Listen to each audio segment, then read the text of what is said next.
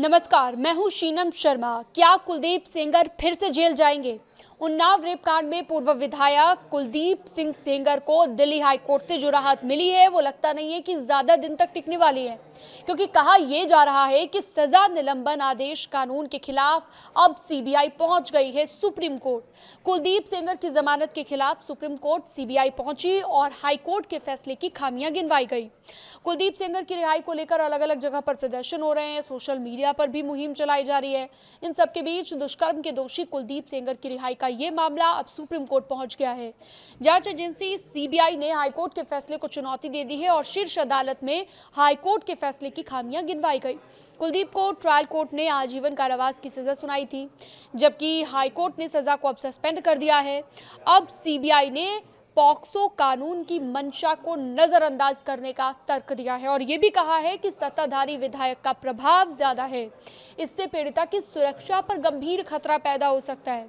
Unnao rape कांड के मामले को लेकर केंद्रीय जांच ब्यूरो ने दिल्ली हाईकोर्ट के उस आदेश के खिलाफ सुप्रीम कोर्ट में विशेष अनुमति याचिका दाखिल की है, जिसमें हाईकोर्ट ने दोषी पूर्व विधायक कुलदीप सेंगर की आजीवन कारावास की सजा को निलंबित करते हुए उसे जमानत पर रिहा करने का आदेश दिया था।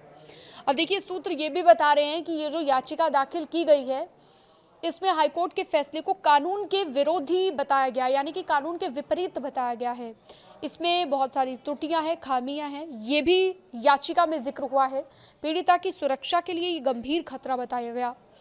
सीबीआई ने सुप्रीम कोर्ट में दाखिल अपनी याचिका में कहा है कि दिल्ली हाई कोर्ट ने कुलदीप सिंह सेंगर की सजा को निलंबित करते वक्त कानून की मंशा और पॉक्सो एक्ट के उद्देश्य को नजरअंदाज किया।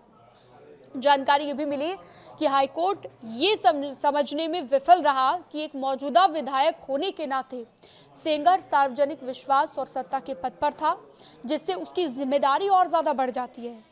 सीबीआई ने यह भी दलील दी है याचिका के जरिए कि एक सिटिंग एमएलए सार्वजनिक सेवक होता है और उसे अपने पद की वजह से भरोसा और अधिकार प्राप्त होता है। ऐसे व्यक्ति द्वारा किया गया कदाचार सिर्फ व्यक्तिगत अपराध नहीं होता, बल्कि सामाजिक भरोसे का उल्लंघन है।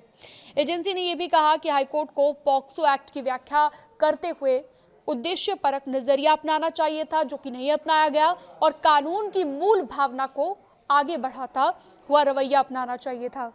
सीबीआई ने सुप्रीम कोर्ट से यह भी कहा है कि दिल्ली हाईकोर्ट का आदेश पूरी तरह से विकृत है, कानून के खिलाफ है। एजेंसी के मुताबिक हाईकोर्ट ये समझने में नाकाम रहा कि एक संवैधानिक पद पर बैठा व्यक्ति जनता और समाज के प्रति एक विशेष जिम्मेदारी रखता है।